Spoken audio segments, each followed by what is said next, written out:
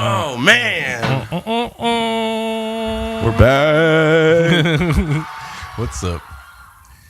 ¿Qué pasas? Hey guys, I would like to start by apologizing. Why did I forget about?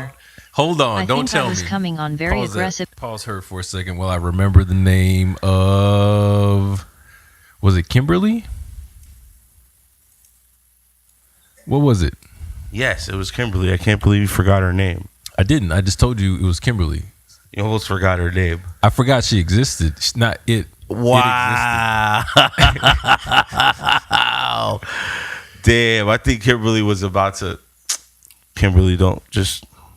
Hey guys, I would like to start by apologizing for last week's behavior. She was apologizing to you. I think I was coming on very aggressive and just honestly with the wrong attitude and energy.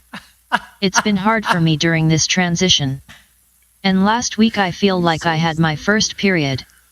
PMS is no joke, gentlemen. Come on, dog.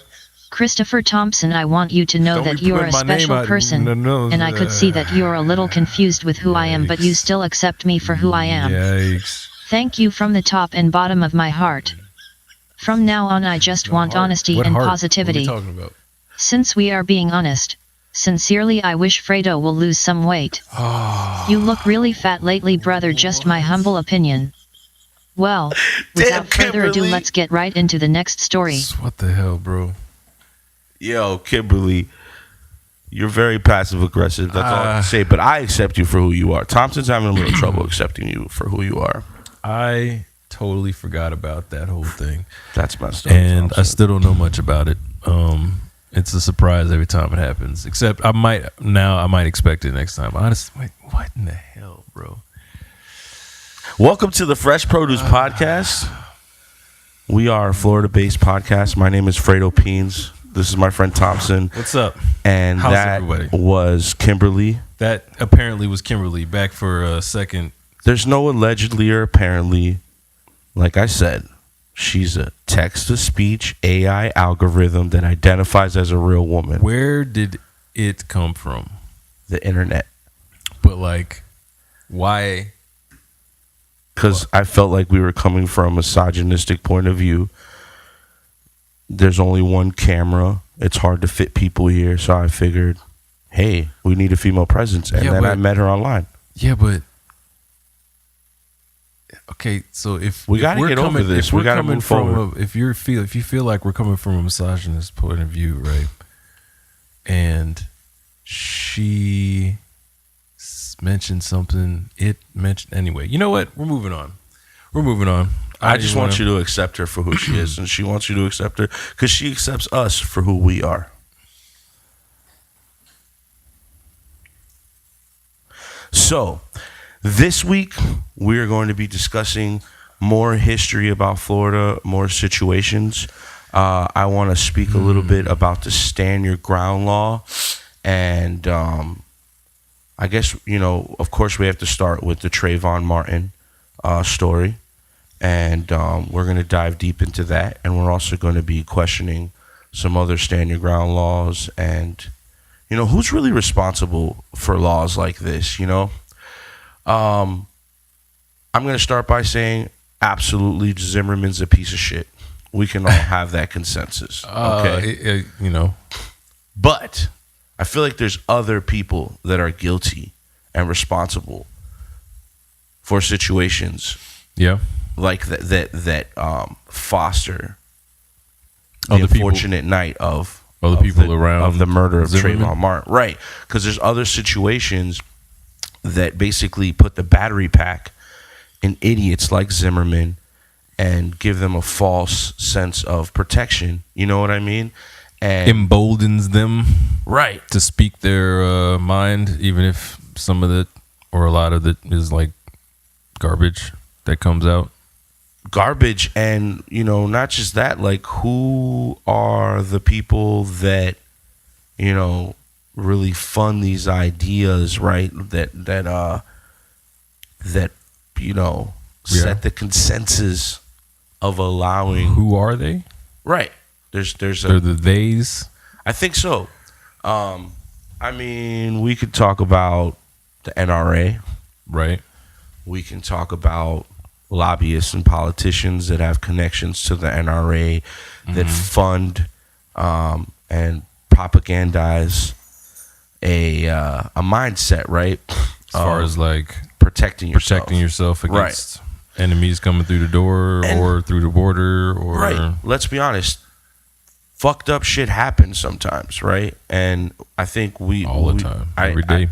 I'm not a gun carrying person, right? No. I don't have guns in my house, but I think we spoke about this before in other podcasts that I think some people should have guns. Sure. But not all people should have guns. If you know. I just think, you know... I don't think it's a good idea for every person in the world to have a gun, no. No, but there's some people that should have guns. Some people should have guns. Yeah, it overwhelmingly, even if it's a fake security, it allows for a certain... I think maybe it's better to say some people shouldn't have guns. Right. I agree with that. You know what I mean? Some people like Zimmerman. Yeah, I mean, ideally, you would get... some other test. I don't know how to like. This is a perfect example right here to give somebody to see if you're just that kind of an asshole. You know what I mean? Right. But there should be a board of people like Trayvon Martin's parents. Okay. Law enforcement. So people that have lost people, or right. Okay. Let's put together a board of people, right? Victims, families, and make them build the consensus and the rules and laws, right? Of psychological profile, whatever, like, you know, a system in place by these people that have been affected, right? And we also need law enforcement. We also need people that are experienced with weapons, right? Throw a couple of the NRA members in there. Let's make this a balanced board of people, and let's come up with better laws and situations so that we can have preventive measures, because I feel like if you could hear it from people like the Martins, you can understand what real loss is, because they lost an intelligent, you know, and I'm not just throwing this around. This is coming from his aviation coach, his aviation teacher, because Trayvon wanted to be a pilot. His football coaches, his aunts, his girlfriend, you know, and other people in the community that had a chance to experience who he was before this context of fucking thug and other stupid shit that they were trying to throw at this, again, brilliant, you know, intelligent, just good kid, good all around kid. Like there's more of people like Trayvon than I believe on this earth. There's more good people like Trayvon than negative people. So there should also be less guns in the hands of negative people. Well, yeah, but that's, you know, how do you I don't know, by setting up a board, some type of a negative person, you know what I mean? Checkpoint. I can be a negative person sometimes. Right, but I try not to be. If you have but, you know, if you have a history of anything, I don't know. It's such a huge like undertaking to even think about. I think something like that would take like 100 years. Doesn't matter. We have to do it. No, I agree. I'm not saying something like that. There should be reform. I just mean, like, first of all, the logistics of it. How does that work, right? People are like, take away the guns. You're like, you're crazy. You know what I mean? That's not going to work, you know? No, I'm not saying to take away the guns. No, I'm not saying you're saying. I'm saying people. I'm trying to be that side. That side, okay. Of like, of the middle where it's like, I don't want to take your guns away, but we definitely need more reform. Yeah, but it's like, how though? How do you reform? Is it not able to get assault style rifles? Which, you know, but that doesn't all the way make sense, because you can turn a handgun into an assault handgun. I don't think it's about the weapon. It's the person behind the weapon. Yeah, for sure. That's what I'm saying. Like, there has to be more. There has to be, you know, you have to. I don't think there's a psychological profile that goes on when you go get a gun license. You know what I mean? No, right? It's a background check. It's just a background check. But if you are flagged or whatever as a threat, they'll be able to find out as far as like if you have some sort of mental, problem. I know there's a like a something in place for that, right? Yeah, I mean, but you have to be like Baker Act. There has to be some type of history. Yeah. And of course, if you're a felon, you can't have a gun. Right. But if you get, for example, like Zimmerman had a resisting arrest. Okay. I guess he was out one night, had a little bit too much to drink. He got a resisting arrest. Mm-hmm. And that's really why he wasn't, because he wanted to be a police officer, but he wasn't able to be a police officer based on the fact that, guess what? You have a previous charge, whether it is or not, it's in the system. So if the cops can go through scrupulous investigation. Scrupulous. Beautiful. I'm putting on my attorney hat right now. Beautiful word. Young Esquire Peens. If we can go through a scrupulous investigation to find out that this gentleman Zimmerman can't be a cop, then he shouldn't have a weapon. If you can't be a cop, you shouldn't have a weapon. No, the laws and standards that different institutions of law enforcement set in order for you to carry a gun with a badge, that's the type of scrutiny that should go on before anyone in the United States should have a gun. Because if we can trust, I was just going to say, if we can trust police officers, but I guess we can't trust police officers. Yeah, you can. You can not definitely all trust. police officers. Right. You can.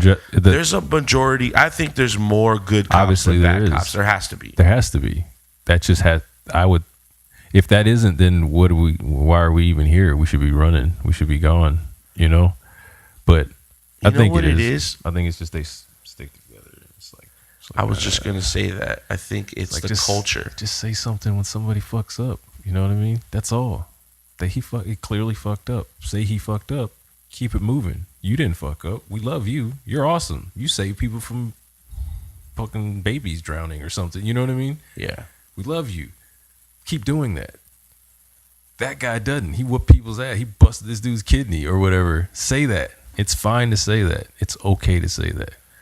It's the culture, man. But it isn't okay to say that. You know what I mean? It's the culture that they're bred into. That sucks. But that's where that's coming from on that side. But on the other side too, it's like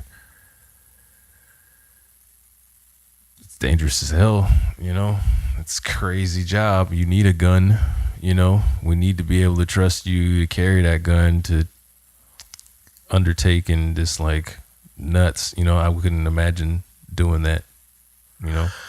Well, forget gun control for a second. There's other people I think that have some blame in the fact that there was no justice in the case. And I think that's an overall question that I want to answer to. I don't think justice was really served. Why? Because of the representation. He didn't go to jail. No. At all. At all. See, that's the thing that got me. Is like nothing, right? No probation, right? Nothing. But it's because of the prosecution. Mm-hmm. And even the defense says that the prosecution kind of fumbled the ball because the prosecution didn't want to bring up any race or injustice.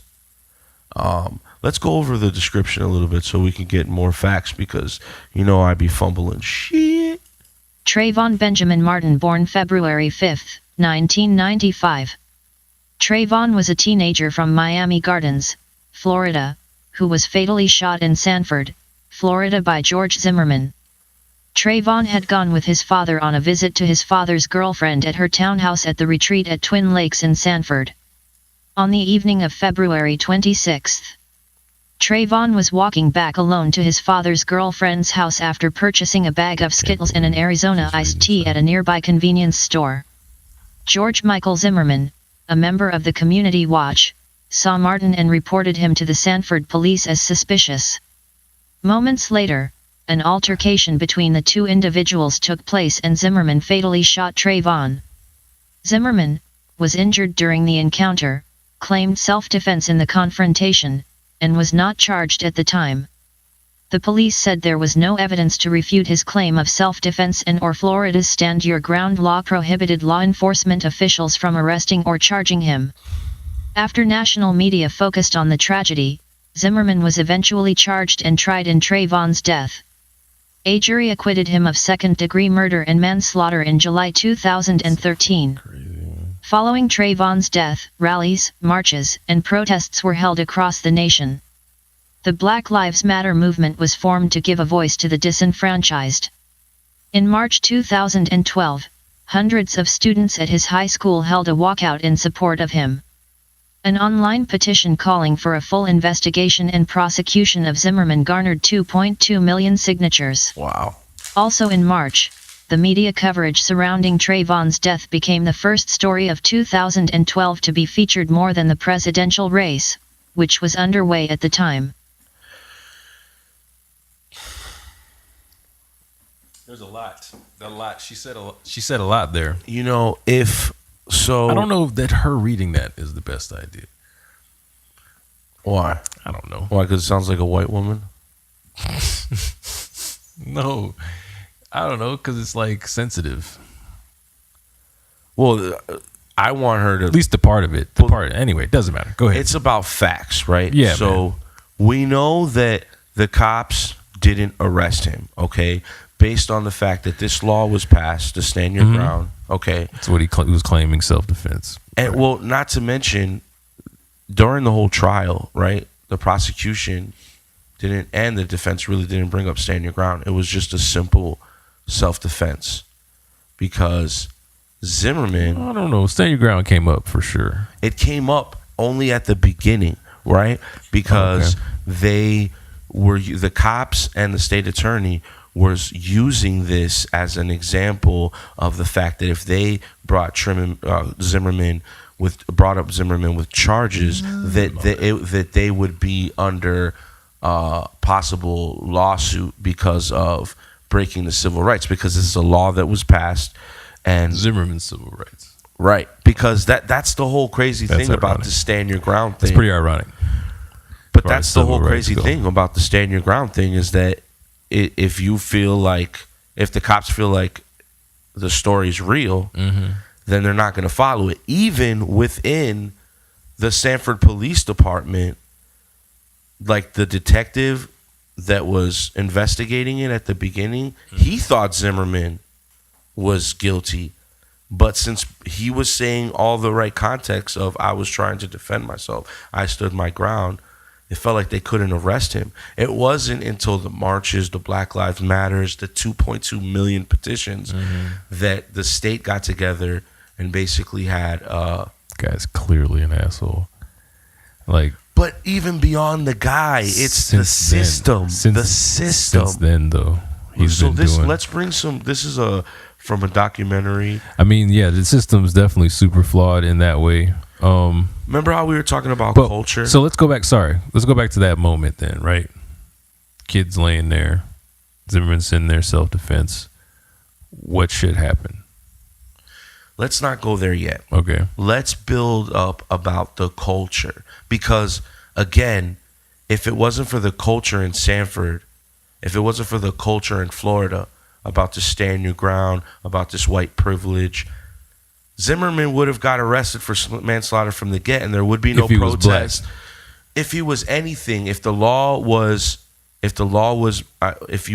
to say if it was more just, or let's say the stand your ground law didn't exist, he would have got arrested for manslaughter, and they would have had the jury figure out if he's guilty or not guilty of self-defense. But because of that law, again, the culture, right, that's systematically building these ideals, even with the cops, they're becoming the judge and the jury. They show up, they talk to the victim or the possible, because they arrested him, they brought him into jail, then they did an interview, they did a breath polygraph test, and they realized that he was supposedly telling the truth, so they had to let him go, right? But why did they let him go? So this from a breath. That's the type of polygraph they were messing with. What? So this is the vibe of Sanford at the time. The attacker, the son of a Sanford police lieutenant, wasn't charged until 3 weeks of public outcry. I remember that. You knocked that dude out, bro. So yeah, that was Sanford. He was just standing there. The son of a Sanford lieutenant that knocked out a poor black homeless man. And he wasn't arrested until a few months later when there was a whole bunch of outcry and a news investigation. Yeah, you rocked that dude. The Sanford Police Department.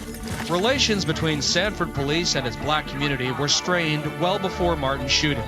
In 2010, this black homeless man was knocked unconscious as he tried to stop a fight. His white attacker, the son of a Sanford Police lieutenant, wasn't charged until 3 weeks of public outcry. There is so much about Sanford, Florida that's emblematic of sort of the race problems in America. There's an old part of town, literally on the other side of the tracks, Goldsboro. Along this road was a thriving community. An all-black township. We produce lawyers, doctors right out of Goldsboro. And then the historic black town was forcibly taken over by Sanford, a white town right next door. What does that sound like? Does that sound like the Ocoee? A little Ocoee action. Back in The culture, okay? This is the culture. the days of segregation, the Klan used to march up to that line. And the black men of Goldsboro used to have to come out with their shotguns and dare them to come across the line. It's a town with a really fraught racial history. We were colored. We were Negroes. Most time we were niggers in Sanford. Jackie Robinson had come here to play in the stadium. Yeah. And whites in Sanford did not want a black man playing with the white men. The chief was called over by the Ku Klux Klan to come in the field.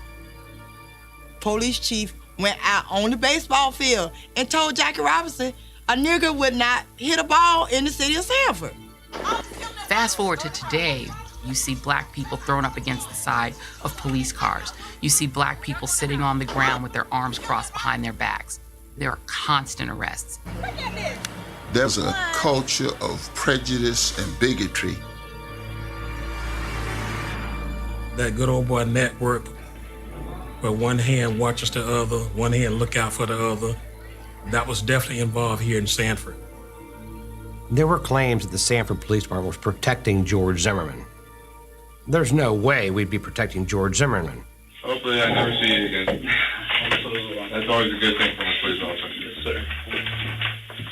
This new video shows Zimmerman walking unescorted at the police station.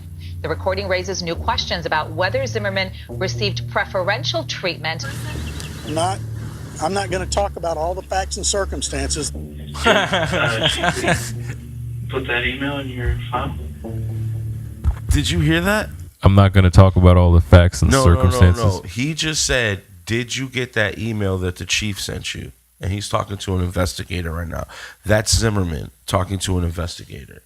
And I want you to get that because, again, we're talking about the people behind the scenes, okay? Mm-hmm. Zimmerman's guilty as fuck for murdering. Yeah. But there's people behind the scenes that are clearly, allowing for certain things that if this was another dude, he would have been up for manslaughter. Yeah. I don't remember seeing that. He might have said something. He said he was going to. I see something was not right. The case started stinking. She used to work for the Sanford community Police relationship Department. was at an all-time low. And the Trayvon Martin case put it out in the open.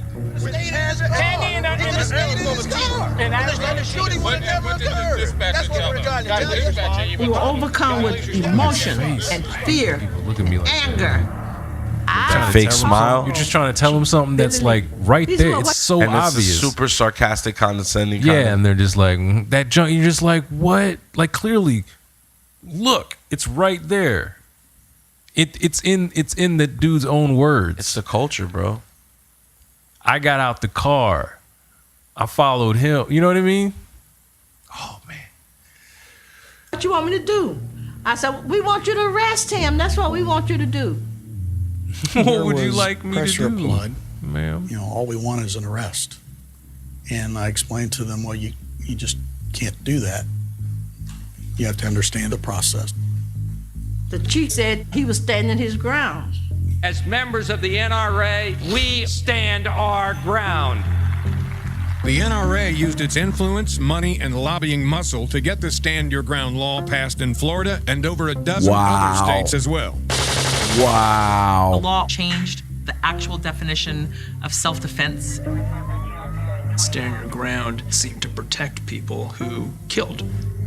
Stand Your Ground makes cops and prosecutors potentially liable for charging people who assert self-defense. If we improperly prosecute somebody when they're claiming self-defense, we could be liable for that. See, The Sanford Police. so these are the cops telling you that even there might be like the smoking gun or all this evidence, but I don't want to get sued.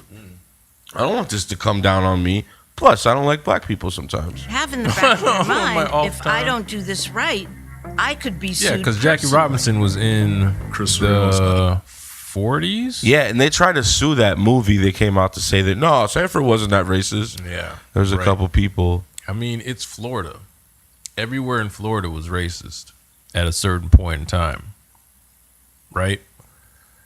Yeah, Tampa was kind of a little liberal because all the Cubans and just there's a lot of like underworld stuff going on. But yeah, there's still some racism there. Just all over. Yeah. And then it's getting better super slowly. Super slowly. Super slowly. R.I.P. to this guy, Detective Sereno. Really took like this guy really wanted to prosecute Zimmerman, and it just took a toll on him, and he had a heart attack. Damn, dog. Hard-nosed, old-school detective. He was trying to discredit George Zimmerman's testimony. Okay, real suspicious guy. Okay, why suspicious? These assholes. What's behind that? What? Hungry. What is it? You're by yourself. Leading the charge, look behind you. The cavalry's not there. Detective Sereno could have said, George, stand up, turn around, put your hands behind your back, you're under arrest. And the only thing that could have prevented him from going out and arresting George Zimmerman, if he believed he had probable cause, would be a fear of civil liability under the Stand Your Ground law, or if he had instructions from someone above him, like the state attorney's office, saying you're not to make an arrest without my prior approval. Okay, Norman Wolfinger. That's a cool name. Now this gentleman sounds like a Bond villain, and this is allegedly. So let's talk a little bit about Mr. Zimmer. Fuck that. Zimmerman's family. This is Zimmerman's father, Robert Zimmerman Sr. This is an article about Robert basically attacking the media and the Black Lives Matter movement and Obama, calling Obama a racist, trying to turn everything back because they're trying to attack his son. Now, Robert Zimmerman is a retired magistrate from Virginia. So what a magistrate is like sort of like a judge, but they can't proceed over a trial. They basically write warrants. They can set bail. So they're a judge. How do you set bail if you're not in the trial? Because you just can't see over a trial. You're just there as a warden of the state to set bail, and he was out of Virginia, so every state's different. Right. But the man had some. Yeah, the man had some ties to law enforcement, to the judicial system. The second one was not. Yeah, no. Judicial system. No. The second one was pretty good. Well, the second one, not the third one. Third one was back to bad, but the second one was not bad. Judicial system. So he had connections, and according to some research that people have done, he basically called this guy Norman and said, "Hey, my son's a good guy. It's obviously a stand your ground situation. There's no point in prosecuting." So his dad, back up, how does dad know Norman? Through the grapevine of, he moved Sanford? down from Virginia to Florida, the culture of law enforcement. This guy is His dad's a cop.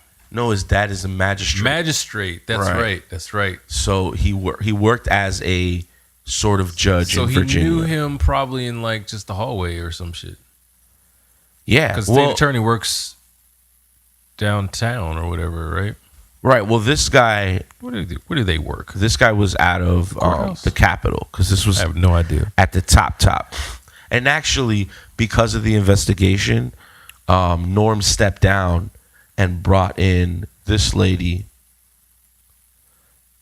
Angela Corey, and I bring her up because she took over the case, and she was a very controversial prosecutor because she wouldn't really. She had like a racial kind of bigotry that people started to notice when she would prosecute a lot of African Americans out of I think Jacksonville. Yeah, out of Jacksonville. And so she built a real reputation. And Trayvon Martin's family you got any tabs open, bro? Hired Bernie Laroda. Ben Crump. And Ben Crump this guy was a civil rights attorney. If it wasn't for this gentleman building up the protest and the word, Zimmerman would have never got arrested because allegedly his father and the state attorneys and different even the governor Rick Scott had a assembly to basically see if Stand Your Ground was really like a negative thing, and they got together. And they realized that, everything's all good. And guess who sat on the board? The NRA sat on the board, the lobbyists from the NRA. So Ben Crump did not agree with having Angela as one of the lead prosecutors because she had some previous prejudice towards African American. And one of the stories is, have you ever heard of Marissa Alexander? I heard that name before. So Marissa is out of Jacksonville also. Yes, she shot at her boyfriend or something, right? Yeah. And she got 20 years. Yeah. And she tried to plead to Stand Your Ground. Yeah. But at the same time, the judge threw it out. Yeah. And Angela was the prosecutor now after Norman Wolfinger stepped down because of the controversy of him possibly knowing Zimmerman's dad and stuff. But is this lady, I'm not trying to judge her, but she clearly, let's watch this video so you can kind of understand. Yeah, let me watch this and then I'll say what I was going to say. So this is her, this is the lady that's going to prosecute, right, basically represent Trayvon. Right. And she doesn't have a good reputation with the black community. No verdict on any one case impacts anything else we do. The irony of all of this is that I heard the other day that someone, I think from the NAACP, was trashing us for prosecuting Marissa Alexander. Marissa Alexander fired a shot through a wall. On the other side of the wall were two young black boys, younger than Trayvon Martin. They're not victims?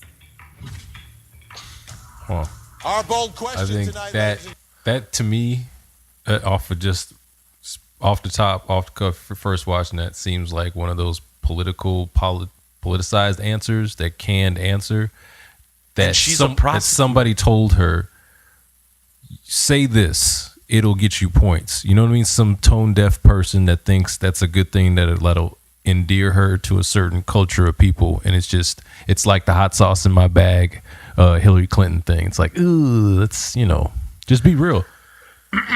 You're going to go prosecute Zimmerman, okay, for shooting Trayvon Martin. Well, the other guy, Wolfinger. Well, no, Wolfinger stepped down and she took during. Right, because people thought that he was in cahoots with Zimmerman's so it was like halfway father. Or something like that? No, there wasn't. He's the one that was saying, don't charge Zimmerman. So because of the controversy of him connected to Zimmerman's dad, he had to step down. When he stepped down, Angela stepped up and began the prosecution for the manslaughter and second-degree murder charges. But we can clearly see how in the Alexander case, she wasn't trying to hear anything about self-defense, even though Alexander had a restraining order against her husband. The husband had previously domestic violence charges. So he shows up, the restraining order is on, she pulled the gun out, she didn't even shoot him, she did it in self-defense. I get the kids are in the other room, and that's what she got charged with. She didn't get charged with aggravated assault towards him. She got charged with aggravated assault towards her kids. Mm-hmm. She didn't go to jail for 20 years. She only went to jail for 3.5 years.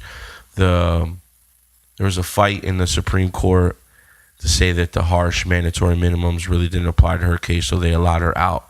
Right. But still, this was the woman that was prosecuting her, you know? Yeah. So they say that, you know... I don't know that... It seems to me like maybe... I'm playing devil's advocate, I guess. What if that was just reactionary to the Trayvon debacle?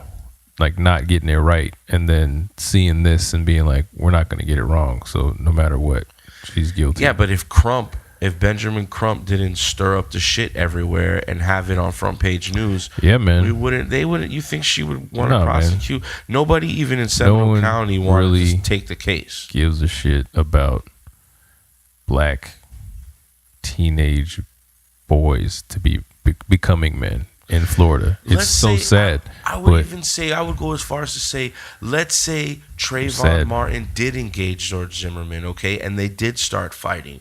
This is a kid compared to a grown man, okay? Yeah, well, I'm talking about the pursuit part. George, the cops told George, do not pursue. No, yeah, absolutely. I'm just saying, if you stand them next to each other, Trayvon's whooping his ass 9 times out of 10, I would guess. Well, you know, stand them next to each George, there was a defense witness that said that George took some MMA class. This is a guy that was training to be a police officer. Okay, but that same trainer described him, quote, in a word, soft. Yeah, but it was a defense witness. No, the trainer for the guy who trained a lot of his stuff. The defense could have coaxed him into saying that. He didn't say it on the stand. He said it to like a news station, like out. They were like had him like outside. He said that same thing in the stand too. I know, but he said it to. He didn't say it on the stand. What I'm saying is, you look at even now. You see it now. He's not like a tough dude. He's an asshole, right? You could see it in the thing. He's got his ass whooped. Because he was going to get his ass whooped, and 9 times out of 10 he would have got his ass whooped. That's all I'm saying. I'm not saying he should have got out of the car. Of course he shouldn't have got it. He should have kept his ass driving. With that context, that's the reason why he's a kid, because he's a kid, because he's 18 or 17. No, but you're not listening to my point here for a second.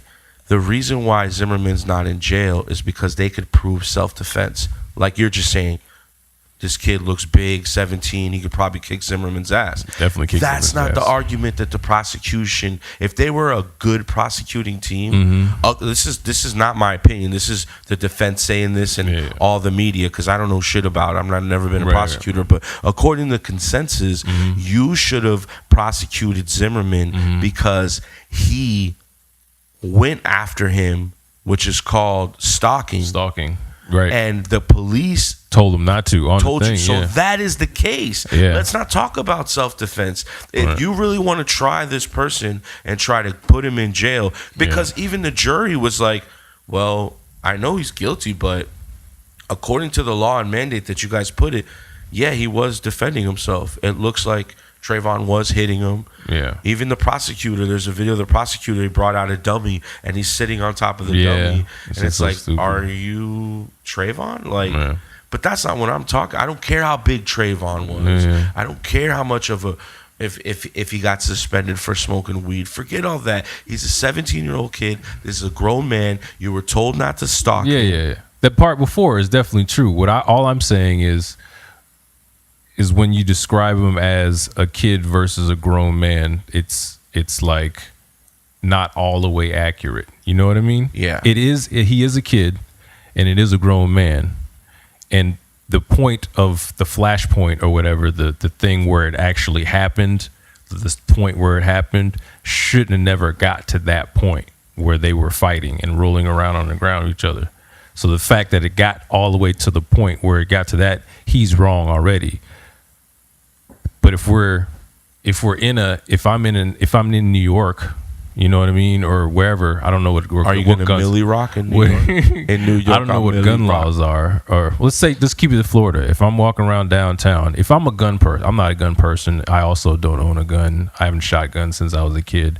But if I am a gun person and I'm downtown, and some fucking 6'5", fucking homeless, cracked out, crazy person jumps on me and my girl and we're wrestling on the ground and I shoot him, I don't want to go to jail. You know what I mean?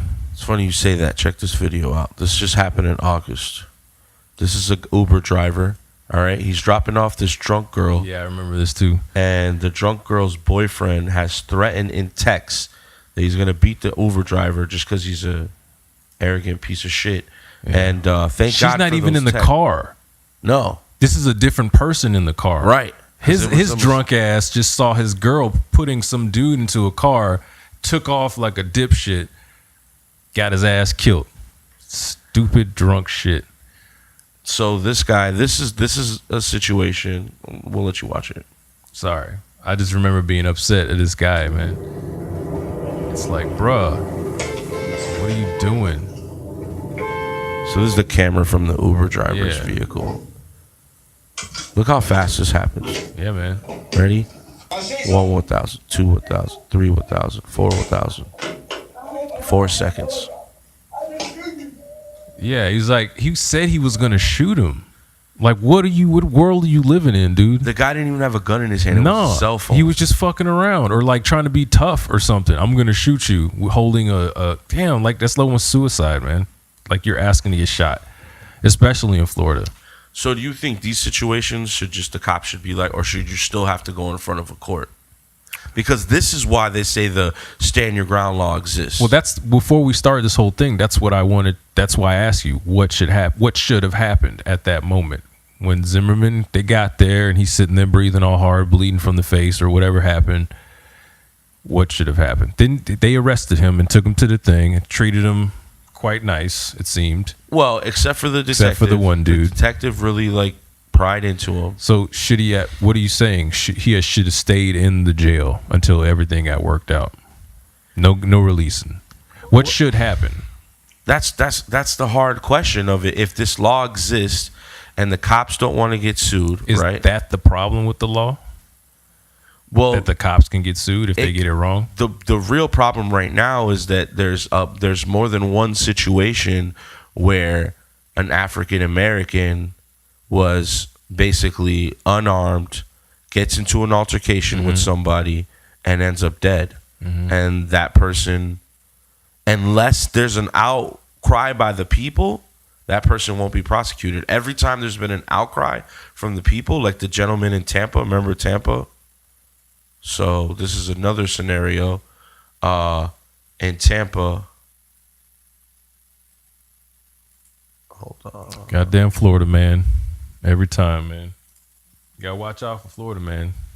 Buddy is not all there. He's nice, though. Cool to party with. Oh, that's the Florida theory. Okay, so this was another situation in Tampa where this guy is at a convenience store. He pulls up. His wife parks in a handicapped parking space. Okay. Yep. He goes inside with his son. When he comes out, he notices this white guy arguing with his wife for parking in the parking spot. He pushes the guy. The guy falls on the floor, pulls out his gun, and shoots the gentleman. And the guy dies. While the guy was backing up. His manslaughter charges in the shooting death of an unarmed black man. He initially avoided arrest under the state's Stand Your Ground law. Police arrested Michael Draka yesterday for shooting and killing Markeis McGlockton in a parking lot dispute. Look at that shit. 19th. Took aim, Draka stopped will for a appear in second. court this afternoon. Manuel Bojorquez is in Clearwater where the shooting And happened. just killed him. Manuel, good morning. Apparently that guy always argued about shit around there. And that's why they arrested him, because there was a history of it. Of just like getting into people's faces. So about here's stuff. another scenario. Wanting to pull his pistol. In Florida. This time, this is a retired police captain that's in a movie theater. He's with his wife. During the movie theater, the little screen comes on and says, hey, stop texting and stop using your phone. All right. Guy in the front texts the babysitter for the last time. Police captain's not having it. Says something a little smart. The guy that was texting the babysitter gets up and throws some popcorn at the retired police captain. Police captain pulls out the gun and shoots him. Now, he tried to say it was stand your ground. Yep. The police captain got arrested. Yeah. And he went to jail. He went to jail but got let out on bail, and they're currently trying to prolong the case. It's been about 3 years that they keep prolonging the case because the guy's like 70, 75 years old. The only one I can remember off the top of my head, and I'm sure there's more, that went the way it should, was the guy at the 7-Eleven and the kids next to him had the loud music. Michael Dunn, I have that. And yeah. He actually went to jail. Yeah, he went to jail. This was the loud music trial in Explosive partial verdict in the trial of a Florida man who shot an unarmed teenager to death during an argument over loud music. The jury finding the gunman guilty of attempted murder, but they couldn't agree on the murder charge. ABC's Wow. And you know why they couldn't agree on the murder charge? Because he said that he seen like a pole or something in the back of the car. So they didn't charge him, just like Zimmerman. They didn't charge him. He didn't get charged with the murder. He got charged, or just like the Alexander case, he didn't get charged with a murder. He got charged with aggravated assault for shooting into the vehicle as it was leaving. So he could, if he didn't shoot into the vehicle, because he shot twice at the beginning and then as it was leaving, and then he didn't stay around, he went to the hotel. Okay, if he would have stood around and said he felt threatened, he probably could have got away with this. So, do you think there shouldn't be a stand your ground type law to protect people who use their guns? That's a hard question, because just like the Uber driver, like, to me, that guy's not guilty. He was just working. There was a text. I mean, it's a clear, dry case. I can see why the police officer just dropped it. But if you don't take, I think if you leave it in the hands of the police officer and you have a culture like Sanford. Yeah, for sure. So it should go in front of a jury. So I'm saying, like, what should happen? And even in front of a jury, it's because they got rid of all the black jurors. All they had was in the Trayvon Martin. Systematic, it's a systemic problem. So it was 6 women.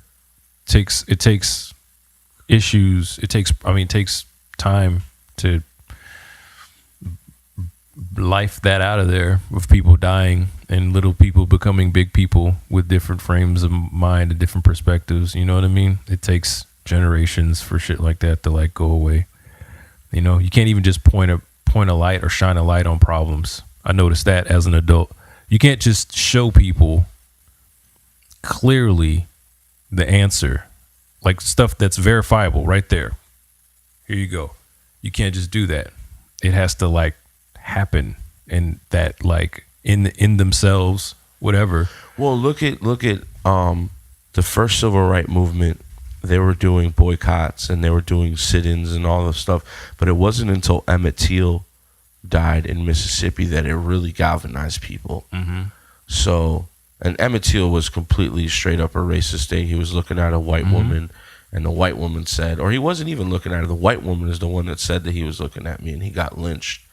And it was like probably the mother 1,000 of those, right? Like Emmett Till's mother left the casket open and invited the media to show them how crazy you look. In the Trayvon situation, it was like the domino effect, because after that you had Eric Gardner and Michael Brown and Philandro Castillo. And did I say that wrong? The last one, I might have murdered the last one, but I was pretty good. I had like 2 for 3. I think that was pretty good. Philandro. Is it R? In the Michael Brown situation, it was a lot of witnesses that said his hands was up, and and the cop even said that he told him, "Hey, get the fuck off the sidewalk." We all know Eric Gardner got put in the chokehold, and what I'm saying is that I just struggle with the Trayvon thing so much, because like after we didn't know George Zimmerman before the situation, but after the situation, we can clearly see that he's a complete asshole. He's a dirtbag. This guy was selling paintings. This guy sold beating his girl. Gun. And he didn't get arrested for any of those things. He got something happened to him for sure. No, he's been in court. What about the guy that shot him? Remember the guy that shot him? Yeah. He got 20 years. He got 20 years, bro. He got 20 years, bro. Damn. He probably lives like a king, though. I want to go back, though. There was some like comical stuff that was going on during. No, there was. No. And the only people that you can disrespect here is the defense and the prosecutor, okay? How do you start your opening statement in a capital murder case with a fucking knock-knock joke? Oh, yeah. The evidence will show that this is a sad case. This is the defense. That there are no monsters here. Sometimes you have to laugh to keep from crying. So let me, at considerable risk, let me say. At considerable risk. He knew what he was doing. I know how that may sound a bit weird in this context under these circumstances. It's weirder that he said it. But I think you're the perfect explained it. audience for it. He sets it up like that's what murders are. I'm As the long as perfect you, audience for it. If you don't like it or you don't The- think it's funny, the more he or explained it, the worse it got. Hold it against Mr. Zimmerman. You can hold it against me if you want, but not Mr. Zimmerman. You're his lawyer. I have your assurance. I won't. How are we not going to hold it against him? Knock, knock. Who's there? George Zimmerman. George Zimmerman, who? All right, good. You're on the jury.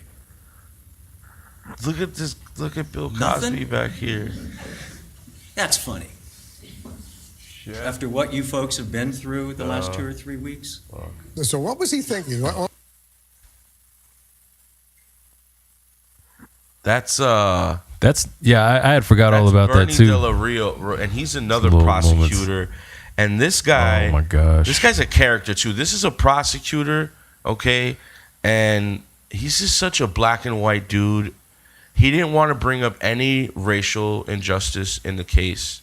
He was very sensitive about that. Again, the wrong person that should be prosecuting this case. Look at this guy. I thought you said he was the defense lawyer. No, the knock-knock joke was a defense lawyer. I was talking about the guy in the background. Oh, that you were just that was pointing at with his Yeah. face. Okay, That's the prosecutor. This guy. so he's the guy who prosecuted for this stand your ground defense. No, it was- against the defense. No, it was his prosecution was manslaughter and second-degree murder, and the defense was self-defense. But he didn't prosecute the stalking. Is what Right. Right. And that's where I think they dropped the ball. Now, couldn't they have done both? Couldn't they have done both? Well, no, they're the ones that present the case, and then the judge has to take it. Why can't it be stalking to a murder? Why does it have Because to be he, one or like the I said, other? he didn't want to bring up the racial thing, and that would have brought up the racial thing. Why wouldn't he? That's what I'm talking about. It's like it's more than Zimmerman to sort of blame here. You got to kind of blame the state attorneys. Like, they didn't do their job. Well, I mean, literally, they didn't do their job right because they didn't win. So look at this is Bernie explaining. Or is it just prosecuting? Just That's judge their how job. this guy prosecutes real quick. Why do you think that he was running that?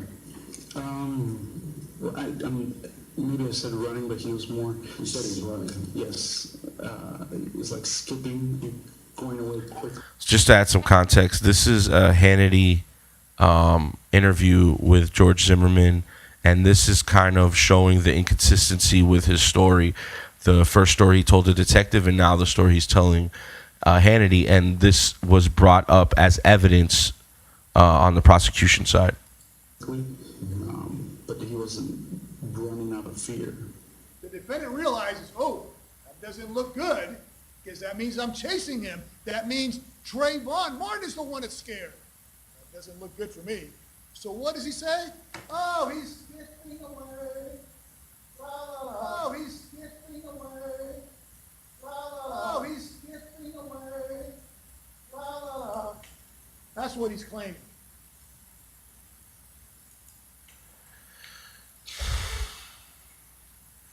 This case was a circus. So I'm not like you said. You're not a lawyer. I'm not a lawyer, right? I don't know how things generally go inside a classroom, inside a courtroom. Aside from what I see on like A Few Good Men and all these like amazing Can you movies handle the truth, Thompson? where they're all doing like these eloquent opening statements, or TV shows when they're like going in, right? That's my whole. I've never been in trouble like that, so I've never been somewhere where it's been a problem.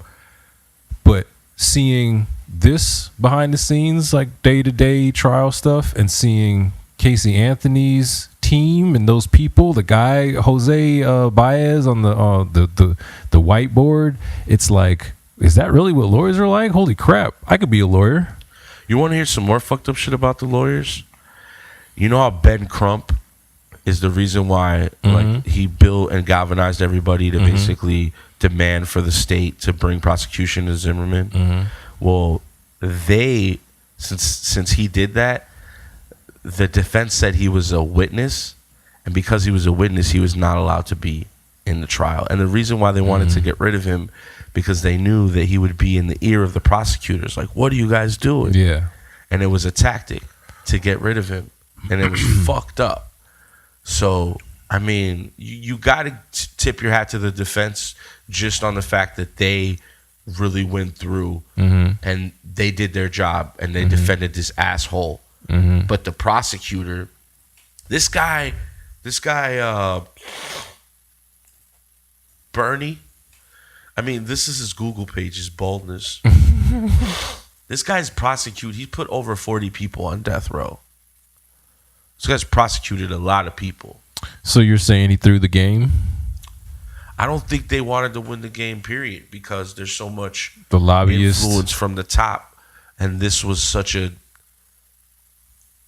hot topic. Like I said, there was 2.2 million people petitioned. State Attorney General says we're not going to go harder. I mean, why did they go after the Stocking case? I mean, listen to the 911. I mean, yeah, it's hard to listen. Fucking punks. Yeah. Okay. We don't need you to do that. We don't need you. We don't need you to do that. We don't need you to do that. We're good. You're not a cop. In a word, soft. And you're about to prove it because you're going to get your ass whooped. This 18-year-old athletic kid is going to beat the shit out of you, and you're going to have to shoot him. You're going to feel like you have to shoot him. And he's fucking 17, 18? You really think 17, 18? think that Trayvon engaged him first? No, who said really think? What are you talking about? Because you said that this kid is going to beat the shit out of you. No, I'm just saying if you stand them up next to each other and they get into a fight, he's going to whoop his ass. I'm not saying like he came after him. I don't think he did. I think he walked out. I think Zimmerman walked after him. Trayvon saw him walking after him. Like, hey. Just like, yo, get the fuck away from me, weirdo. You know what I mean? And then weirdo got real close. And then just like I would do, it's like, all right, I could start running right now, or I could just fuck you up, because obviously I can fuck you up. I can see this. I'm looking at him. You know what I mean? I'm going to beat his ass. Why wouldn't the prosecutor use that? Like, I don't know, man. That's my biggest slap in the face, bro. Maybe he didn't think it was a big enough win. But what I was asking was like, how could you not do both? How can you just say he stalked him into murdering him, and then if you don't get murder, at least you got the other? That doesn't make sense to me. Well, no, it was just they forget the stalking and everything. It was just self-defense. Like, because on the prosecutor side, they were saying that it was a manslaughter. It was, killed him by mistake in the process of a fight. And the defense is like, nah, this was completely self-defense. And this is exactly what the defense attorney said. He said Trayvon didn't have a gun, but he had the sidewalk as his weapon. Mm-hmm. Yeah, because he was slamming his head against the sidewalk. Yeah. It's just it's like, so when it says it was self-defense, it was like in the way that he was getting his ass whooped, and the only thing he could do to defend himself that he could think was to shoot this kid. But he shouldn't have been there in the first place. Like, right. You shouldn't have been out the goddamn car. You shouldn't have been in a situation where you feel like you needed to defend yourself. Or Trayvon shouldn't have been in a situation where he felt in fear for his life and he needed to defend himself. So who's really more guilty? The state for not prosecuting the right way, or Zimmerman? Zimmerman's the guiltiest of all. He's the but he got catalyst. Huh? He got acquitted. Yeah. So he's not the guiltiest at all. He's the most innocent. You know what I mean? How shitty that is? You have to say it because it's technically true. What if Zimmerman, after the case, was more apologetic and really like humbly sorry and didn't do the dickhead shit he did? Would it be different? Yes. It wouldn't actually be different, but it'd be different like around him, the climate. Maybe he could have like helped to like, because this is a half Peruvian guy. Talk about the law. This is a guy that has to identify some sort of way with a minority. You know, like how his I don't know, mom. man. Look at what I've seen Mexican people say they're Texan, not Mexican. This is his mother. His mother doesn't look white. Nah, bro. The only white guy here is his dad. His dad looks sort of allegedly like a pedo. You got that, especially in this one. You got that pedo alleged look. You got the glasses. And it's Florida. What is it about within Hispanics communities? You know, South America has not gone through their civil rights movement yet. And I'm Colombian. My stepfather's Cuban, so I identify as being Hispanic, even though my real father's Italian. But I was raised by Hispanic people, you know, so I'm Hispanic. I learned Spanish before I learned English. Within our community, though, I'll be honest to say that there's racism, there's classism. You know, you have the archetype of like the original Spanish white conquistador that came to South America and they colonized it, and their lineage basically rules South America to some respect. Then you have the Taino, which is, and I'm categorizing kind of like the Seminole, right? It's the leftover Indian from all the crazy wars of the Mayans and in South America, right? And when the Spanish came over, they mated, right? They had sex with the Taino and created the Latino, and they also basically pillaged and raped a lot of the slaves. I never knew any of this stuff, actually. And they created Afro-Latinos. Right. Right? Now, if you go to like Dominican... if you go to Dominican Republic, right? They share their island with Haiti. And there's huge racism there. If you see a dark Dominican...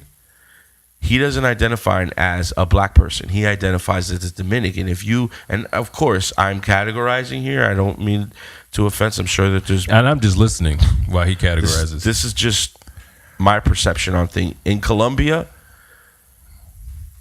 they look down on blacks. You know what I mean? Pretty much all of the general racism across the board seems to be black people shitty. Yes, but what I'm saying is, even like if you are, let's say you share some white Spanish blood, those blacks will not identify as black, even though they look black, because of the classism, the prejudice, you know, and this is going on still to today. You know what I mean? You could see it even on the Spanish TV. You know what I mean? The way we push forward a certain look, it's the same thing everywhere. Yeah, pretty much. But we haven't had the civil rights movement, right. So now we don't have like so it's super black oppressive. Presidents or you whatever. know, in Narcos, you ever see Narcos? Pablo's right hand like man assassin is Blackie. Yeah. Blackie. Yeah. And he's cool with that name. Yeah. That's how deep it goes. It's almost like a joke. Yeah, man. You know, and I think that George Zimmerman suffered from those because there is, during that documentary I showed you, I'm not going to show the full documentary because it's called Rest in Peace, and it has like 6 segments. Go and watch it. Make sure you pay for it. It's made by Paramount and Jay-Z. And in that, they interview some of George Zimmerman's minority friends that were like, some were Hispanic. I think another one was like Samoan or something. And he talks about one time that they go downtown Orlando and they're in the VIP section and some dude starts shouting out, "Why are those Mexicans in the VIP?" And he says that made George feel uncomfortable because he was like not trying to identify as a Mexican. Then he said George started to change when he wanted to study criminal justice and become a cop. he started hanging around this conservative Christian white retired either marshal or DEA agent. And this is the gentleman that convinced George to buy the 9mm that shot Trayvon. And Zimmerman's friend, before he started hanging around the other crowd, said that he could see that Zimmerman was changing, especially after Zimmerman got his... How old is Zimmerman? He's like 35 now. So he was like 30? 33. 32, 33 when it happened. Yeah. And, this is a guy that's going... he's obviously half Hispanic, but he was raised, I think, with that prejudice in his mind. I think even his mother probably, allegedly, I keep saying this because I'm just assuming that, but I'm drawing conclusions based on the way that a lot of South Americans act, you know what I mean? Even included in my family. There's people that, that have told me like, man, because of you and Family Gang and me being connected to you and seeing how multicultural your fan base and group of friends are, that I really started to like black people. This family members of mine, I used to fear black people. But now I can see, you know what I mean? Well, how could you not, man? If you never talk to people that are whatever, not even just black, then all you have is what you see on TV or on the internet. And what you see most of the time on TV and internet is a basketball player, a rapper, a thug, a helper of some type, a funny guy. You know what I mean? You don't really see a lot of deep, complicated representations of regular ass black people. Because and then when you do, they get scrutinized like Bill Cosby. Well, Bill Cosby drugged and raped a lot of people, so you're right. It's not really scrutinizing so much as just calling out for being a mass rapist. But to your point, he was a newer version of what people see a black person is. He was a smart guy who graduated at HBCU, was a doctor, had a brilliant wife, had good kids, no drug problem in the hood and all of that shit. You know what I mean? Because while that stuff exists, the other stuff exists too, and people don't. That's it always bothered me when people, not bothered, I take that back. It never bothered me. It always confused me when people were like, you talk white, until I realized when I got older, you know what I mean? You talk, I remember being somewhere and they were like, you talks the white. And I'm like, what are you talking about? You know what I mean? This is just how I speak. You speak how you speak and I speak how I speak. But I grew up, overseas a little bit too. So they speak like that because that's how they speak. And then Texas, they speak like that. Florida, they speak like that. It's just people speak different. You know what I mean? So it's kind of, I don't know. It gets confusing why people get so stuck into what they, or just think what they see, I guess, on TV and the news is just, that's it. That's a black person. They're rappers. They can jump high. You know what I mean? Stuff like that. When it's just, but I can understand stereotypes, right? I can understand people not being creative enough to bring about a new version of this person, not just the smart Asian, but the super sexy Asian, right? But my confusion comes when you as a person, right, can't realize that that's just not the only type of course, if there's this many type of white people, then of course there's this many type of black people and this many type of Asian people and this many, you know what I mean? People don't seem to understand that. There's really stupid ass people in this world that think because of the color of my skin or whatever, I'm lesser than you. You know what I mean? Yeah. That's how you feel. Really how you feel. Yeah. And thus far, I've never really gotten to a point where I've gotten to an argument so much as a fight. I've been able to just, all right, man, I know how you are. Thank you for showing me how you are. And now I know you're basically just don't exist. You're just this spot on the wall and I'll see you and then I'll keep it moving. you know. And I appreciate. That's why I always tell people, like, I appreciate in your face racism. Like, if you think I'm a fucking porch monkey, say it to me. I want to hear it. I want to know, because I'm hopefully not going to let you get me outside of my zone. I'm not going to punch you in the throat or something. I'm just going to be like, okay, I haven't heard porch monkey in a while. That's an old one. You know what I mean? I didn't really understand racism because I grew up in Florida mostly, but in third grade, I moved to Little Rock. And hold up, you didn't understand racism because you grew up in Florida? Well, in Miami, it was racist as shit. Not in Miami. When I was growing up in Miami, it didn't feel like that. It's definitely racist everywhere. It was different though, because it was like my white friends, my black friends, my Spanish friends, my Asian friends, right? We all just made fun of each other, like crackers, spick, like it was just thrown around. Yeah. It wasn't so much hated. It was just like a joke. Like even within Puerto Ricans, right? When I moved up to Orlando, my Puerto Ricans friends be like, "Oh, you're Colombian? Man, that's too bad. You should have been Puerto Rican." You know? Yeah. It was some sort of prejudice, but it wasn't like. When I moved to Little Rock, my whole neighborhood was white people. There was no black people in the neighborhood that I stayed. I was the only Mexican kid, and I'm not Mexican, I'm Colombian, but I was Mexican there. And when I went to school, there was black kids, right? But the black kids got bussed in from the black neighborhoods, and they take a small percentage of the white kids and bust them into the black neighborhood. Welcome segregation, okay? This is how, or desegregation, right? This is how Little Rock accounted for not being racist. This is what we're going to do. So that was a culture shock to me.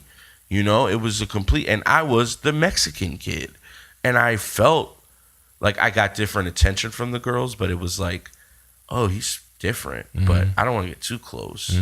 I got the same thing. I got the exact same thing. And that was my, like, oh shit, this is real racism. This is what racism is. Yeah. You know? I didn't really see that in Florida like that. I didn't grow up in a small town in Florida. I can get it if you grew up in Sanford or St. Cloud or Ocoee. I was in Tampa. And you felt it? Fuck yeah, from both sides. Really? Because my mom's from Germany, my dad's from Mississippi, so that's the blackest the black and whitest the white, right?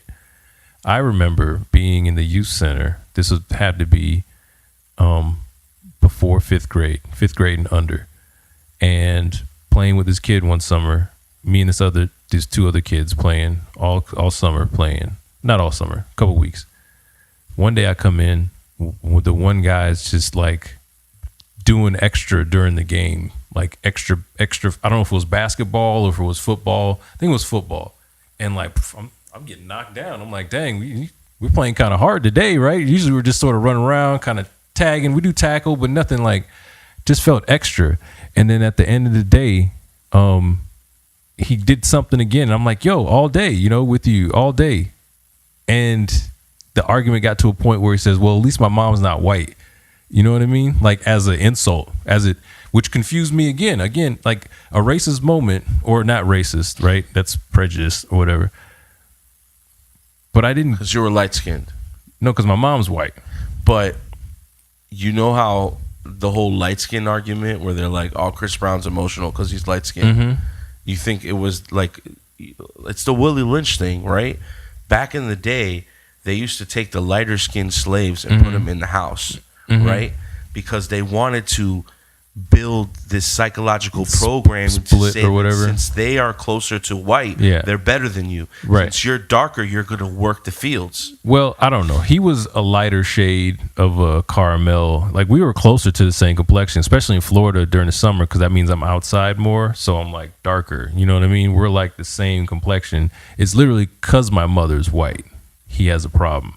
Probably something he saw at home. Probably like, one of the dads that are like, only got to be with my black queen, and you can't be with another kind of person, or you're a sellout or some shit, which never made sense to me, obviously, because that's crazy. That's my mother's white. That's how you felt racism.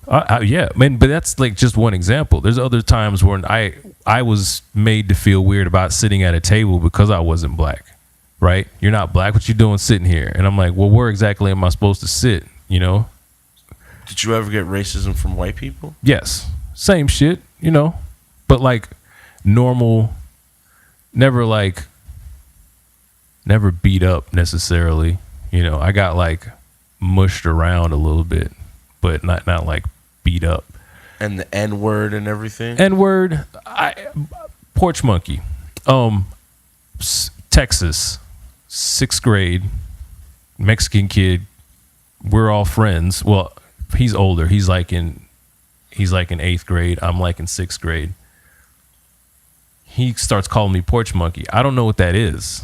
I don't know what the fuck a porch monkey is. I thought it was just, okay, he's an older kid. That's my nickname. You know what I mean? Wow. We're all around, blah, blah, blah. I'm talking years later, bro. Years later, I'm sitting somewhere in college or something like that. It just never came up because it's like an old racist word that isn't like this. And then I go to Maryland. Maryland's not as fucking bad as Florida or the South at all. You know what I mean? I'm just sitting there and somebody brings up porch monkey and I was like, oh, blah, blah, blah. And he was like, no, that's, you know, you're a monkey on the porch or whatever. I was like, oh. I felt that shit from like years later. You know what I mean? That's crazy. But because you weren't raised like that. You weren't like it. You know, I never got into any kind of like weird. Even when the guy said, "At least my mom's not white," right? I just sort of looked at him like, "Is that supposed to hurt my feelings?" Right. Like, at least my mom's not white. Like, ooh, your mom's white. Like, you know what I mean? So it's different. I guess, but that's a thing. You probably wouldn't feel it as much, right? Because you're not black, right? You know what I mean? I have larger to micro racist moments pretty much every day. Give me examples. Just moving around. When someone tells me I'm well spoken, that's a micro racist thing to say. Because like, they're assuming. But again, all they see is something that's on TV. So when somebody can put words together without saying yont to or whatever, and again, when I get excited, I say motherfucking shit. Like, you know, my shit, because I'm not actually the smartest. Like you said the other day, it's like we're not like geniuses here, but we're not stupid, right? So when you tell me I'm well spoken, it's like, okay, motherfucker, I can talk, whatever. It's condescending. Stuff like that, you know, all the time. And it usually comes from white people or black people? Or Spanish people? White people, I Mostly guess. White people. Yeah, you know. And it's nothing. I was just really surprised that, you know, one of the major moments in your life was from a black person. Yeah, man. I mean, Jackson, Mississippi is where my dad's from. So I spent some time there. It's super racist there, you know. Germany, right? My mom's from Germany, so I spent some time in Germany, and they got Nazis there.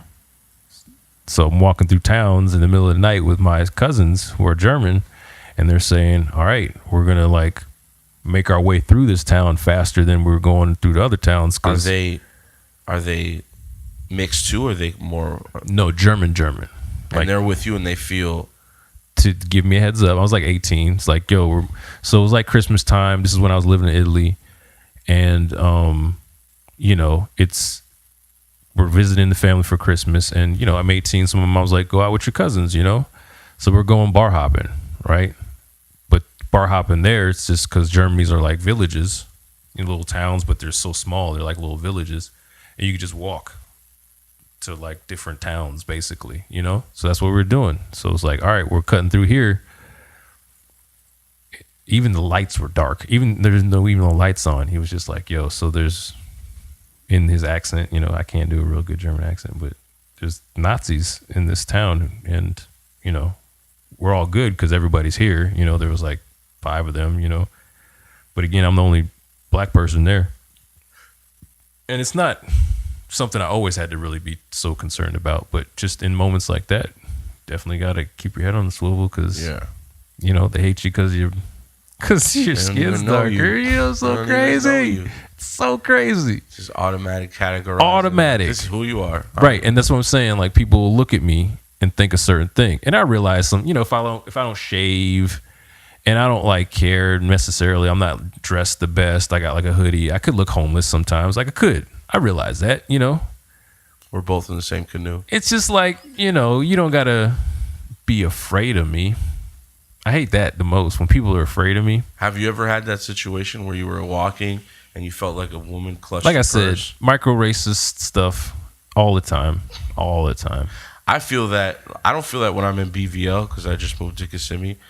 But when I was in Winter Park at certain stores, I could notice some white ladies getting a little intimidated. And you know, and it sucks too because it turns me kind of jaded, not jaded, but jaded in my mind when somebody's like, thanks, bro. And I'm just like, do you say bro all the time, or are you just saying bro right now to like relate to me? You know, because I don't like when people do that either. You don't got to like extra, what's up, brother? You don't got to do that shit. One time I was at a 7-Eleven and I opened the door for a black dude and he gave me an attitude and I was just opening the door for him. That's what I'm saying. Like, it makes you jaded, maybe in your mind, but maybe outwardly too. When somebody's just trying to be nice, like I said, maybe he says brother all the time, like Hulk Hogan. So he's not I even go out trying of to. my way, like I'm at a restaurant. If it's the waiter or the server, I'm like, "Thanks, boss," and Yeah. I'll throw out the boss because of that. I don't know. People are super sensitive, and if I throw in a positive, empowering thing at you. Yeah, as long. No, I'm not a boss. I actually work here. Don't you dare call me that. I get paid. I work for a living. Yeah, man. And again, I'm one out of whatever, you know. I know that these things are happening in my mind. They swirl around. So usually it's a non-issue, no matter what anybody says. Hey, what's up, brother? What's up, man? How you doing? You know what I mean? Brother's a little too much. Well, just not even that. Brother, or Just- like a Hulk Hogan. Hey, You clearly don't talk like that. brother. You clearly don't speak like that. Hey, what's happening, man? What's the haps? You jive turkey, Right? And it's just like, it's more embarrassed for him than anything else. It's like, all right, man, let's all right. Or just sometimes I'm just like, just want it to be over. It's so hot. Just finish talking, finish doing your thing, so you can get out of here. I'm so antisocial at moments like that where you're just having small talk with people. You're like, what? That's the biggest thing. Yeah, small talk, right? Ashley always wants me to go out to these like office, office parties or like employee functions, and I'm just not about small talk. You know, because small talk, and because I'm an entrepreneur and like I live, I guess, a flexible life or whatever, and you know, I own a lot of property. When I start talking about my personal things, people automatically jump to, oh, this guy must be rich, or this guy must be through this, or this guy's a drug dealer, whatever number, you know what I mean? Yeah. So it's sometimes You can't just be like a guy who's smart that does his thing. You gotta. Am I smart? I mean, and my parents taught me a lot of stuff. I got to give them credit. You know, I've built off of their legacy and stuff. Smart people. I didn't say you were a genius. I just said you're smart. You know. But what I'm saying is, sometimes people that are in a certain, like, that they worked at like 9 to 5 and they have that water cooler culture. Yeah. I have a hard time relating to sometimes because they're so engaged with small talk. That's how because you're constantly around new people. So in order for you to be social, you got to build You gotta all have a these small cool thing to say. Yeah, I and feel the same way, man. I can't. That's why I drink heavily when I'm out. You know what I mean? So let me get a good buzz, and then we can have a great conversation. Maybe I should start drinking. You know what I mean? Because I'll start, and I've made a few people uncomfortable with that kind of like boisterous, drunken, ready to conversate thing. You know what I mean? But more times than not, it's worked out fine. So. Yeah. I'm going to start drinking. Nah, I don't know if you want that. You don't want a drunk peens walking around. I've been doing cider and wine every now and then, but nice. I don't know. I guess. Do we have any more questions? Well, it's there, like you said, like we said. How do we fix it? You don't know how to. It's a hard thing. I for one, like I guess in my opinion would be I like the law. I think the problem with the law is that the cops can be prosecuted if they get it wrong, right? So I think there should be an initial arrest if you kill somebody, right? Or at least some type of board, like I was saying at the beginning, for the gun control. Maybe I don't know, there's a man. board of people. I'm talking about stuff I really don't have a clue about. Me either. I just You know, we have to sucks. try to be better people.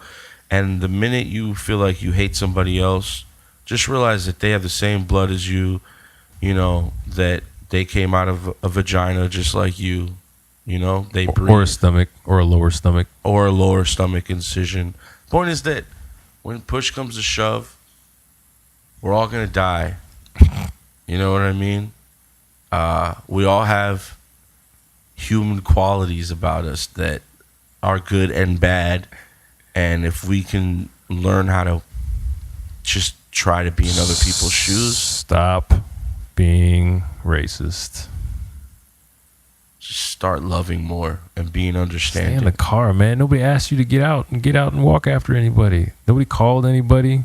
It's not even your neighborhood. You don't even live there. Why are you? Did he live there? I don't know. As I'm saying that, why is he even there? Nah, I don't know, man. I know. Yeah, just he did some terrible shit. But I love, like I said, I love the quote from his trainer, whether it's true or not. In a word, soft, because that's literally how he said it. Fluffy and it's so guy. true. It's so true. Like, how soft you got to be to like, hey, what are you doing here? Fuck you. What do you mean? I live here. What am I doing here? Because I've gotten that too. You know what I mean? Walking through, I was in Maryland and I was walking through an apartment complex, going to my friend's house, and the security officer stops me. You know what else I feel about that? It is profiling or whatever, you know, that terrible shit. When I say or whatever, because literally every day something, right? Kind of get numb to it a little bit. So when it's not super crazy, it doesn't really even register as much. So that's why I say or whatever when I say profiling. But I'm also on the side of like, what if I was like a serial killer with a bunch of guns on me, stalking through that shit, and him like profiling me worked or something? Can I take the frustration and sometime embarrassment of somebody like violating my rights on the off chance that one day it's a psycho who's getting ready to go kill some kids and he just got caught because of some racist ass, you know what I mean? Or just overzealous, because it happens to white people too.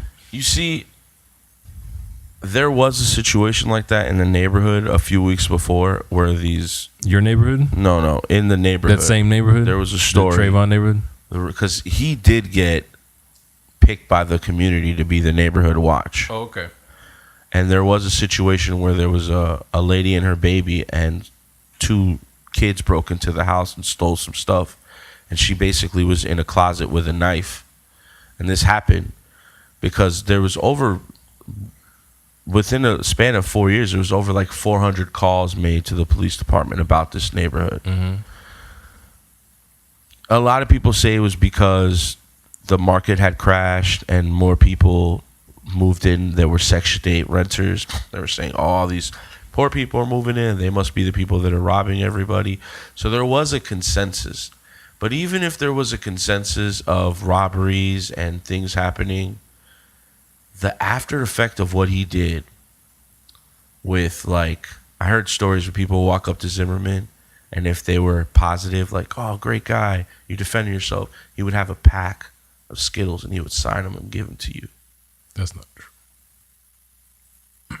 People say that was true. There's a sign. You know why that's not true? I'll tell you right now. His fat ass would have fucking been eating them Skittles. You're not gonna be carrying around Skittles and just having them and they're not open or something. Can't be having a fresh pack. Nah, bro. I mean, he drew that Confederate flag. You know, he was going to gun shows. Selling the gun. He sold the gun.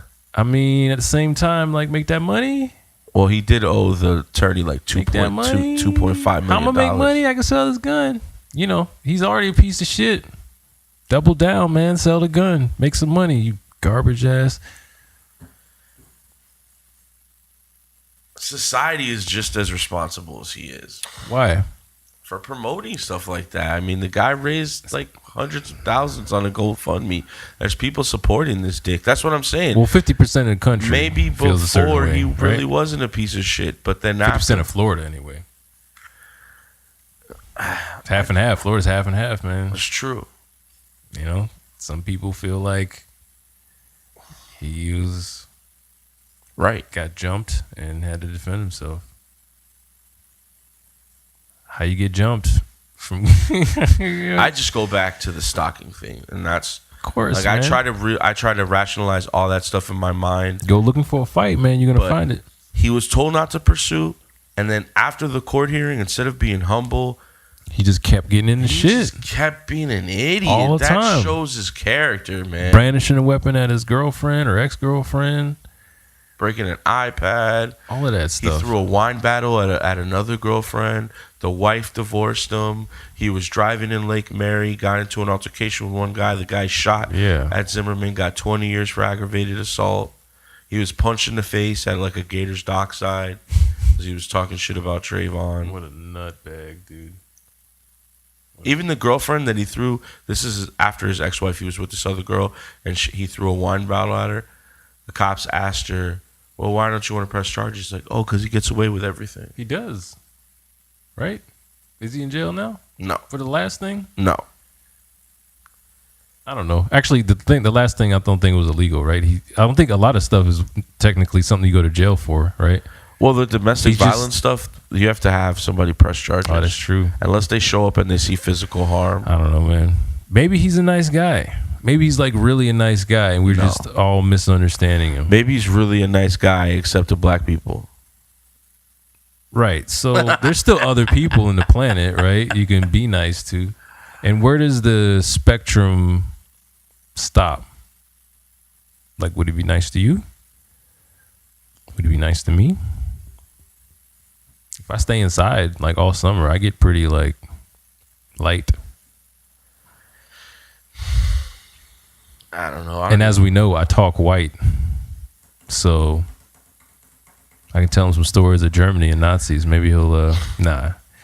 Look, I think the dude was raised a certain way.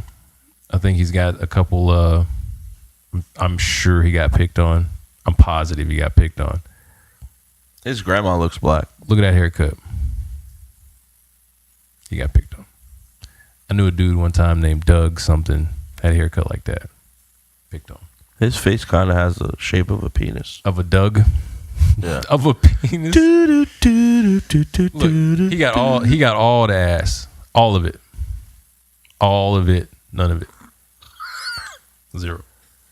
And it made him jaded. And, you know, now he's got to like carry a gun. He can't just like use his hands.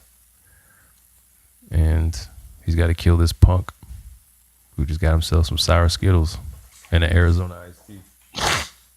You know how delicious Arizona iced tea and Skittles is? Well, this is the Fresh Produce Podcast. Just gonna end it on a down note like that. I don't have anything else to You say. started with such a you started with just the funny. Yeah, but this story it's just like, really? Keeps going, man. It's just such a... The little kid up in New York, I think it was, who had the toy gun. Yeah. Got shot. The one in, was it Chicago, where the cop was claiming his fear? 13 times. His fear of... It was 13 or 17 times. It was like his fear of black people, or like his fear, because he didn't have a gun. The guy didn't have a gun. The guy just said he was afraid. He got sent to jail, though. Yeah, but I'm saying that was the defense. Like, it's clearly the evidence is this. The guy got shot in the back or whatever. There's so many that I get him confused. Eric Gardner. I mean, the chokehold was illegal. You're not supposed to use the chokehold. I can't breathe. And over some cigarettes. I wonder if we should should we do stories on the opposite too? What do you mean? On like good cop stuff. When they get it right. Yeah. How come that doesn't happen? How come we don't do any of that? Not we being me and you. Because there's so many times that this happens with the African American community and the Spanish community and the poor white community that you just got to shine a light on that. It continues to happen, and there's like does it help? I'm trying to figure out how the police, like you said, officers used to be peace officers. When I was growing up in the early Brotherhood or 80s, there were whatever. peace officers. Mhm. Somewhere along the line, maybe after 9/11, we became very overprotective. Militant kind We of. became law enforcement. They became law enforcement officers. Elio. So when they went from protecting the peace or keeping the peace to enforcing the law, again, the cycle has evolved. And I get it. The more you prosecute, the more funding you get. It's a survival thing. We need money. We need to reinforce, our way. That was another question. Like the people that are getting prosecuted, are they doing crimes? What do you mean? They're just like people? Whoever they get prosecuted during the documentary on Sanford, they're saying they're prosecuting these people. Yeah. But are they doing crimes? Well, what happens is that when you go into predominantly Black or Hispanic communities, they seem to be over-policed because there's a lot of crime, because people, since there's not a lot of opportunity of work, they start to invent cut ways corners. of making money, Yeah, right? cut So let's corners. sell a little bit of drugs, let's do whatever we can to survive, right? So when that starts happening and these people don't have the budget to basically defend themselves, right? They don't have lawyers, they just get thrown into the system. The cops kind of see it as an easy target, I go into a white community, it's going to be harder for me to arrest somebody and have this charge stick because they're going to go get an attorney. They're going to have somebody to fight for them. In the Black and Hispanic and poor white community, they're going to cop out to a plea. We're going to get them for another year to pay. So when you say cops, though, it's like overarching. This is what happens, right? The big sheriff story stuff, not like. Well, this is how the culture starts, right? Right. The sheriff and commissioners and judges all get voted in, right? So they have to look like they're doing a good job in order to get voted in. So these voted positions give pressure to the hired positions, like the hired police officers, with quotas, right? The private prison system. Yeah, the quota thing always confused me too. It's like, what do you mean? Like, you want me to arrest as many people as I can? Like, if they don't look like they're arresting, they can't come out with statistics. Therefore, the statistics can't back their work. But it's like, don't you want there to be like no crime? No, like that'd be awesome. No crime. They would have to lower their budget. They would have to fire some police officers. Yeah, man, it's a business for profit, which seems like a mistake. Doesn't seem like a place that it should just be. It shouldn't like make money or lose money, but I guess it has to. It would be different if there was a dragnet over everybody, but they focus on poor communities because they're easier targets. Yeah, man. I know a few good cops, like personally. So if that's the mandate, that's I'm going to be the devil's advocate. terrible. They're all good cops. They're just doing their job as they're told to do These people it. are actually committing crime. They're not there to see the systematic economic implications that come down from a higher level. That's what I was saying earlier. They're not there to see. They're there to enforce laws. Like a bigger. They see someone dealing drugs. Hey, you're not supposed to do that. Right. They see someone robbing somebody. Hey, you're not supposed to do that. Right. They see a group of young kids getting together as a gang and call themselves a gang. Hey, you're not supposed to do that. These are easy crimes that I can prosecute you on. Yeah. And then you're making quotas. Yeah, I mean, the quotas are going to come anywhere. tickets. They're just going to it's like a hunter, right? Like a stocked lake. Yeah, like why are you going to go to this area To when you know Windermere, that the herd of cows where are they're right also here? selling weed? They The east shouldn't be side. selling weed there, right? They shouldn't be selling crack. They shouldn't be selling heroin. And again, they're not thinking about, wow, there's no resources in this community. There's nothing for these kids to do after school. All of their role models, unfortunately, are drug dealers and criminals. Not always, but and remember when we were watching the documentary in the 40s and 50s, there were affluent Black communities, but they were still super racist injustice. Yeah, so every took time they over. would build up and they would have all these Burn lawyers that and shit to the doctors, ground.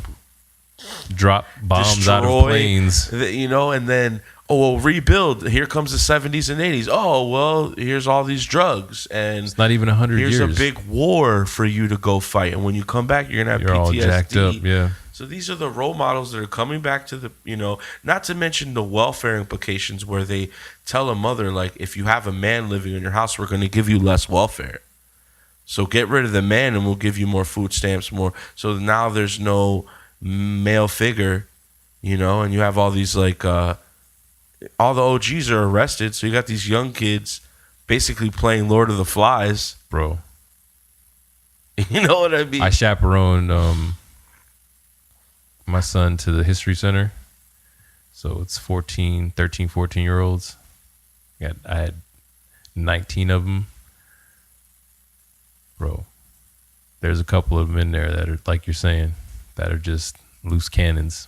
It's not their fault. They don't have anybody to teach them. They It's didn't not. have. It's not at all. Look at Kai is a good kid because of you, and even you know, even across the board, you might have some dysfunction, but love, understanding, and questioning, was there. Yeah, a lot of these kids are getting raised by their grandmother or Fortnite. Yeah, I think. Well, Zimmerman and Trayvon both had parents.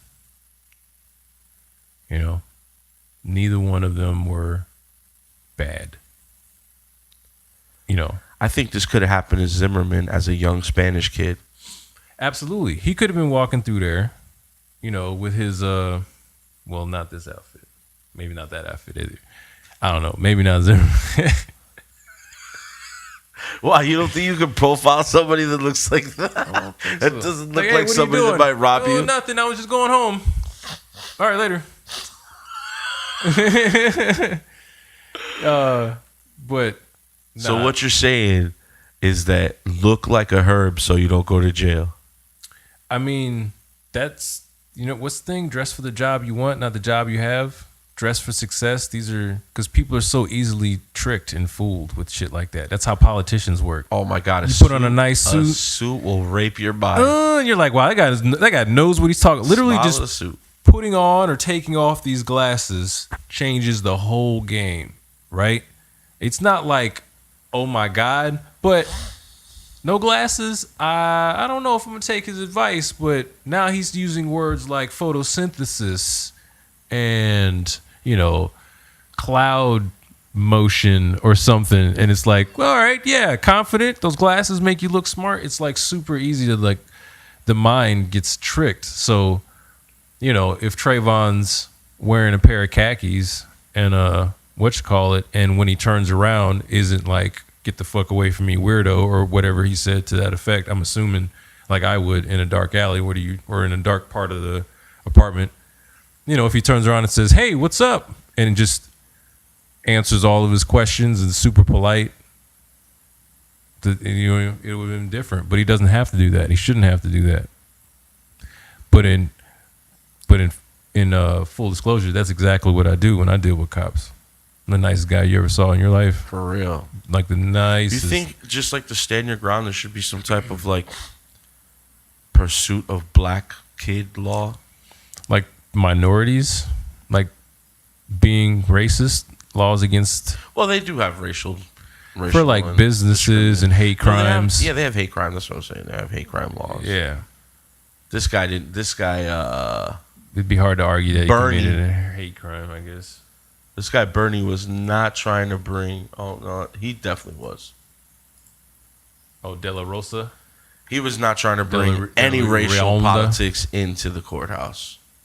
Therefore, maybe because it was hard to prove. It's kind of crazy how his picture is a bald spot looking at the defense attorney that crushed his soul.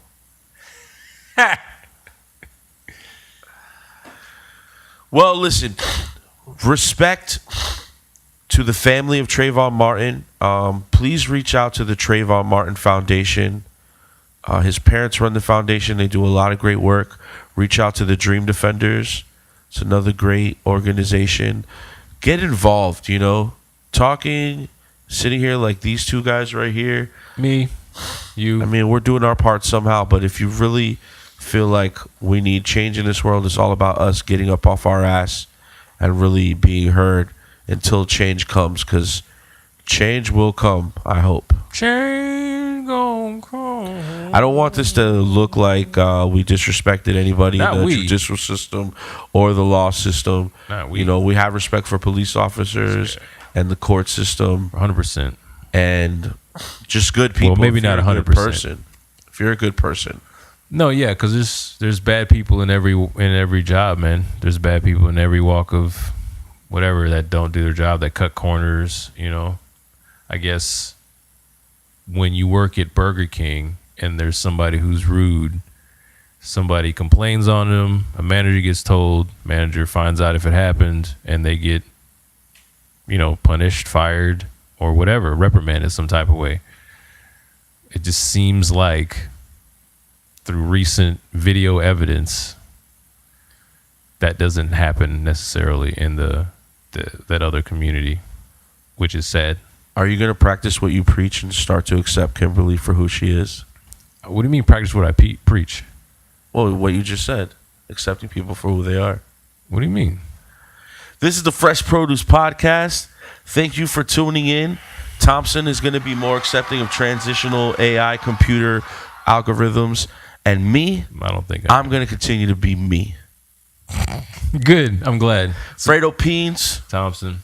It's the Fresh Produce Podcast. Make sure you comment and join in on the conversation. It's Fresh Produce Florida Media at Gmail. Fresh Produce Florida Media at Gmail. Let us know what you think. Please, we're open to all constructive criticism. Let's build a dialogue. Nice. That's what we're here to do. Don't be mean.